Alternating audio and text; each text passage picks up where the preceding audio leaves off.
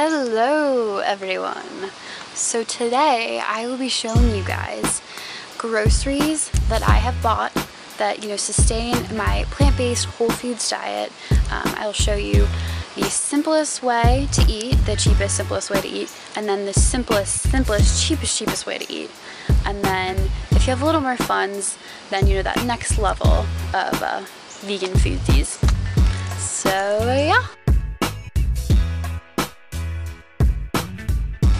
I thought I would show you guys today the staples that you need to be on a plant-based whole foods diet, at least the way I do it anyways. And I just want to give you guys a feel for how economic it really can be when you're just using the basic necessities, and you still get a lot from this food. So let's get into it. So firstly, beans are such an excellent source of protein, iron.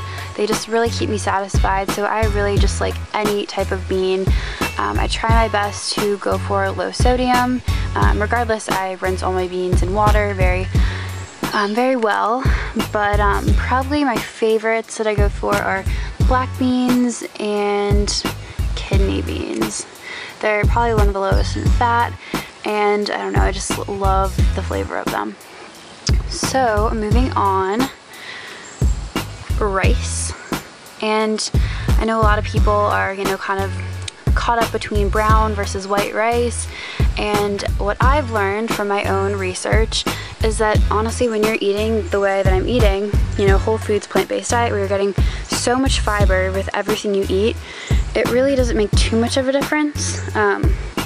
So brown rice has more protein, more fiber, but not by much. There's really not too much of a difference. And a lot of times white rice can be cheaper. I like the way that it cooks faster and it's just softer. I don't know, I like the way it feels better in my mouth, I guess. So yeah, white rice, I switch off between the two of them. I'm not like all white rice, but alright, so on to the veggies. I love grape tomatoes. I love all tomatoes, but I usually get grape tomatoes. They're just easy and to cut them up and put them in anything.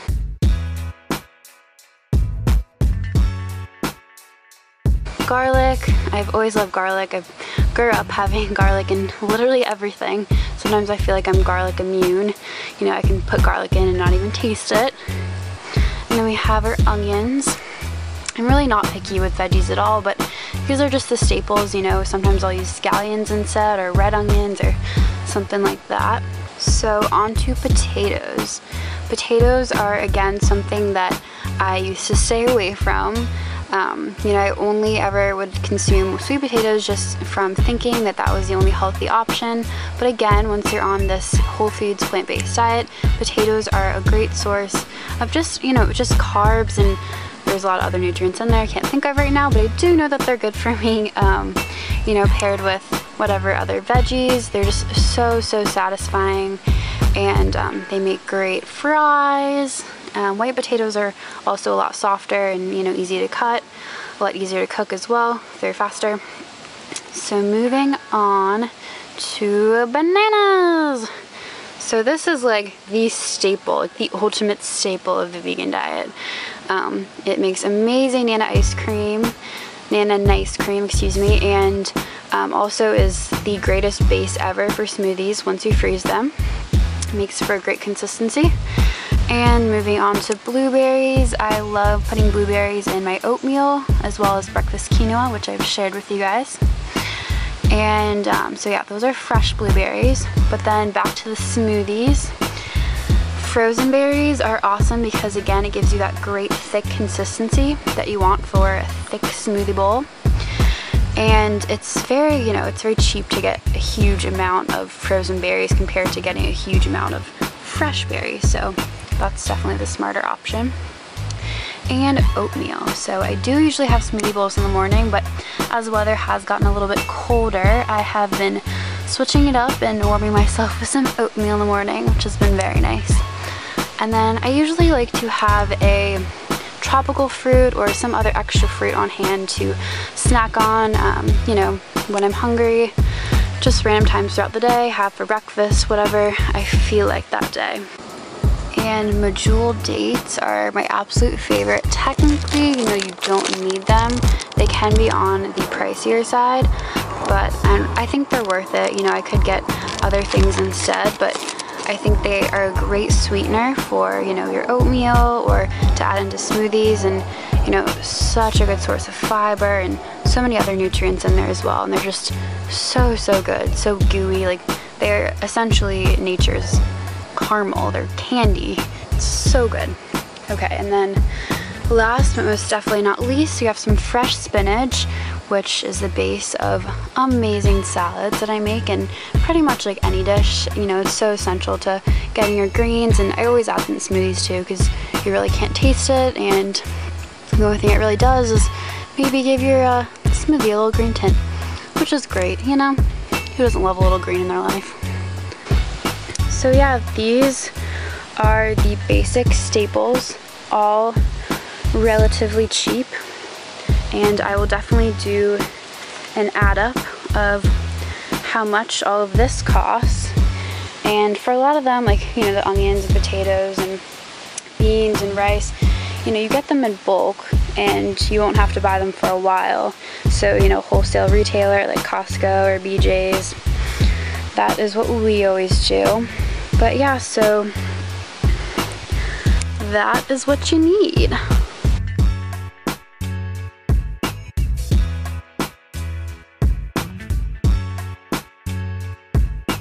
So I gave you guys my basics, relatively inexpensive things, basic staples of my diet, but I thought I would break it down even more for you guys to give you the absolute cheapest way to be vegan. So ready for it. Breakfast, bam. Oatmeal, so many servings in this. You could be eating this for evs. You know, you don't really need anything else. Oatmeal, such a great breakfast option. So good for you. And then on to lunch and dinner. You got rice, you got beans, and you got potatoes.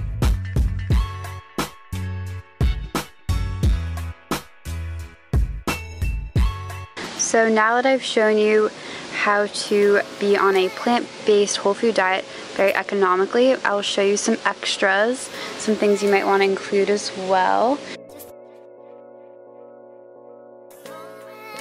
Definitely do not have to, but if you have extra funds, then I think it's a great idea. And let me tell you, I'm at home right now, so I haven't been having to be so worried about how much I'm spending, which has been awesome. Okay, let's start. So first, spices, which I think are, you know, pretty essential for our taste buds. Red pepper flakes, granulated garlic, ground cinnamon, paprika, ground black pepper, and then nutritional yeast, which I've talked about before, but as a great source of B12. Alright, so, and then we have some coconut water, which I like to add to my smoothies. It's also good for just having, you know, it's very hydrating. It's a good alternative to Gatorade, not so much of that artificial sugar. I've shown you guys these before. These are my favorite snacks. They're dried figs. They're pretty high in calories, but they're really good and good for you. So hemp hearts, they are a good source of omega-3 and omega-6 fatty acids. I like to put them on top of my smoothies. Sliced almonds, also a good topper for smoothies. Almond milk, sometimes if I want a creamier smoothie bowl, I will add almond milk instead of just water or coconut water. Chia seeds, also a smoothie topper. Barely have any left. All those little scooper in there. They're just another great source of some omega-3 and omega-6 fatty acids. Okay, so PB2, that can be something, you know, just it's to add a peanut butter flavor without all that fat that peanut butter usually has. Sometimes I'll do it in smoothies, sometimes I'll do it for banana and ice cream. We got the real peanut butter. You know, I usually like to keep my fat pretty low, but you know, gotta treat yourself sometimes. Some agave nectar. This is good to sweeten anything, you know, if you're doing some vegan baking or whatever it might be. This is vanilla extract. This is actually a sample that I got at the Natural Products Expo East, which is seems to be a good vanilla extract option. And then some cacao powder, or cocoa powder.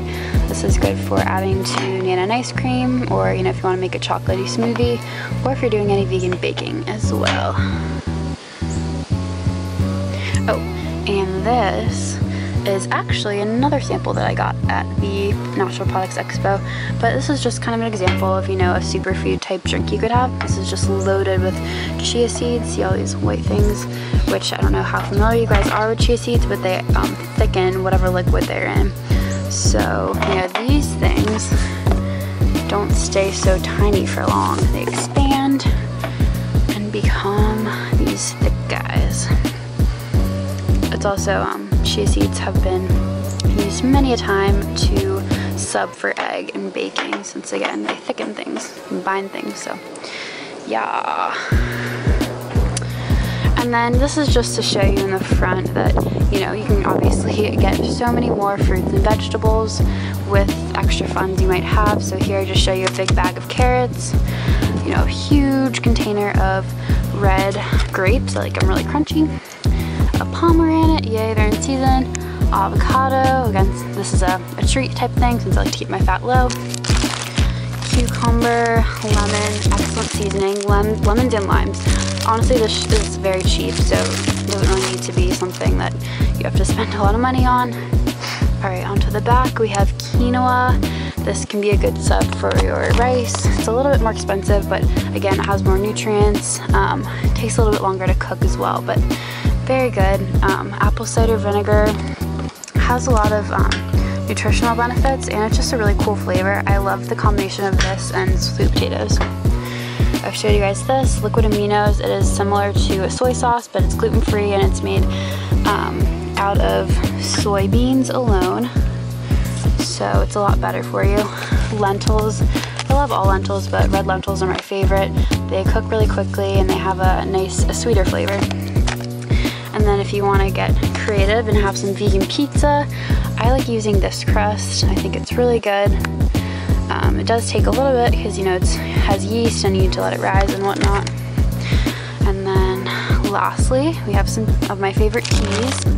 Not necessary, but they're pretty nice to have. So dandelion root, great for your liver. It's kind of an earthy flavor. We got some pomegranate green tea. It's a nice fruity take on green tea. And Breathe Deep, which is licorice flavor, which I just love licorice, so awesome. And occasionally I will get some bars that are just good for on-the-go type things. I like this flavoring a lot. And let's see, this was huge for when I was at school and I needed things on the go and I didn't have time to really, make a meal. I would get to-go stuff like this. Still kept it, nice and healthy like this. But and then one of my favorite seasonings is curry. This is chana masala seasoning, but it's a curry powder seasoning that I like to add for any type of Indian dish I make. I got that at the Asian market. But yeah, so these are some extra things if you have more money. Oh, Peep Hudson. Hey Hudson.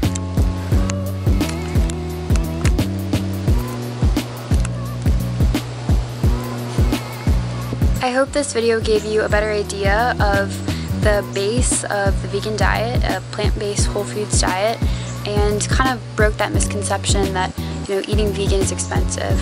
I mean, I showed you guys the base, the bulk of the things that you need for a plant-based whole foods diet, and then obviously if you have more funds and you can add more things. But I think where that misconception comes from is people thinking that you have to be eating these supplemental whole food, superfoods to get all your nutrients, but that's definitely not the case. Just your rice, potatoes, beans, bananas, like that's the bulk really.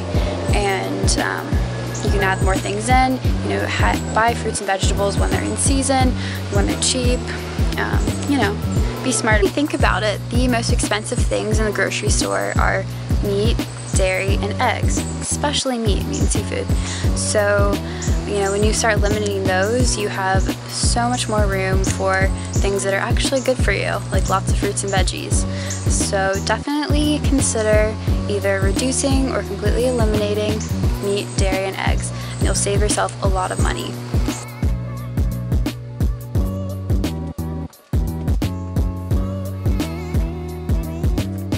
Oh, hello there.